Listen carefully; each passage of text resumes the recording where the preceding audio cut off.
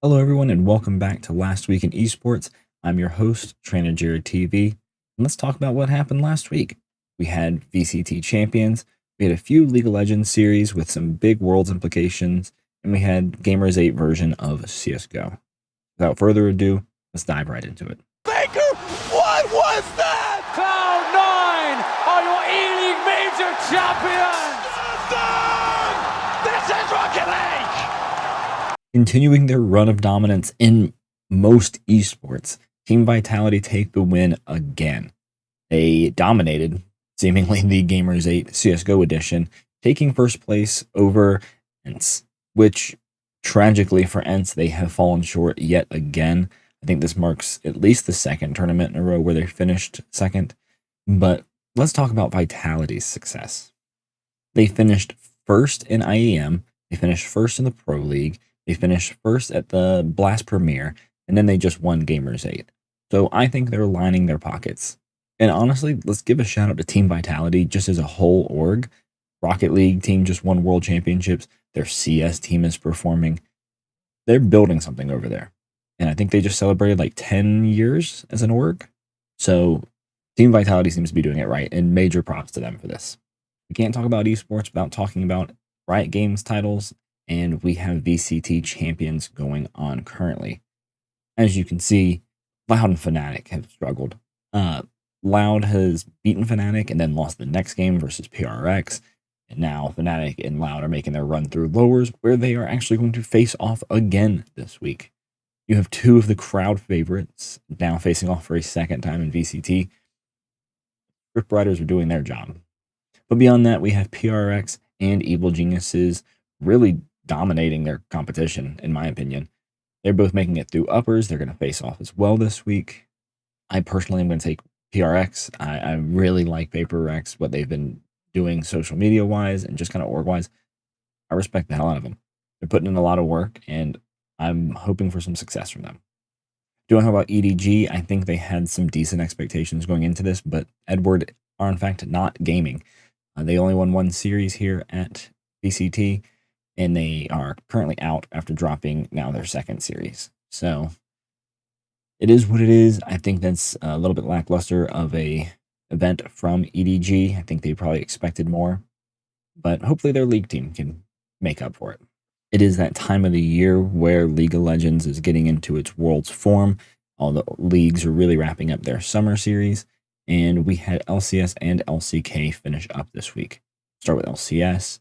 The perennial champions and the most touted and talented team in North America, Cloud9, lost 3-1 in the finals to NRG. This was NRG's first split as a LCS team, and they have won the summer split. Major props to them. They dominated Cloud9 in the finals. Cloud9 didn't look good, and that's probably a little bit on them, but a little on NRG just outclassing them. For once, the talent and individual skill of Cloud9 was not enough to overcome their opponent, and NRG punished them for it. Speaking of talent and trying to overcome, Gen.G shits on T1 in the finals. Gen.G is a phenomenal team and most definitely a world favorite. But can Pays carry them into a world championship run? We'll have to see. T1 do, though, confirm a world's appearance. They go out in second place. They had a phenomenal series versus KT Rolster. If anyone wants to go watch a historic League of Legends game, go watch T1 versus KT Rolster Game 5 in the lower finals. Unbelievable game. Truly, there's some mistakes. There's some mistakes, but it's an entertaining game with just an amazing level of gameplay, though. Definitely recommend going to see that. Again, I'm going to make fun of the people who scheduled the LEC event because it's absurd. I'm sorry, they're just barely starting their playoffs. But we had G2 and Mad Lions win their first series, and they will now be playing against each other in the upper bracket finals. We have more games this week, finally. Looks like LEC might actually get some games done, but we'll see. I think G2 is definitely the dominant force in Europe. The other teams don't even look good, much less close to G2's level. But we'll see. Said the same thing about North America and Cloud9, and look how that panned out. Time for our segment of Let Him Cook, and I'm going to keep it brief this week. And I really want to get y'all's feedback / opinion on this because I personally don't like it, but It is what it is. Do esports need seasons? For some context, this weekend, I was having to watch League of Legends on one screen, Valorant on another, and CSGO on another. I understand that esports can be a year-round sport. That's completely fine. That's normal, right? We're playing indoors. You're gaming indoors. You travel once every couple months to a LAN. Seasons aren't really affecting it. But I get very frustrated trying to watch multiple esports titles at the same time. Because to me, it feels like we're competing against our own viewer base. I'm choosing to watch League over Valorant, or Valorant over CS, or CS over League. That seems to me like we're just hurting ourselves. And that, sure, that may be very hard to schedule, and I don't have a resolution to this. I don't know if it needs one. To me personally, I just think there need to be seasons. There needs to be some sort of break where I can just watch League. That's for me personally, though, because I enjoy a bunch of esports. For people who don't enjoy League, they probably want Valorant to go on all year round, so they can watch Valorant. Or CS fans want to watch CS all year round. Either way, I digress. I want to know what y'all think. Do they need seasons? Do they need to be split up? Do people need to just schedule more effectively? Let me know. Top 5 coming at you like they always do. Let's go ahead and see what the pros have to offer. Probably looking to fish him out though. He's going to be getting the call now. And Demon's not spotted it.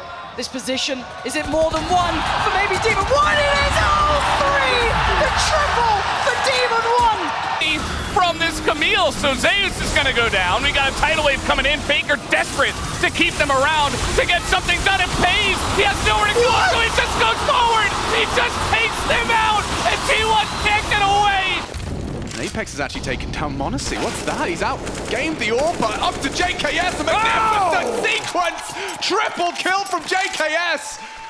Playing at his best in a must-win round for G2.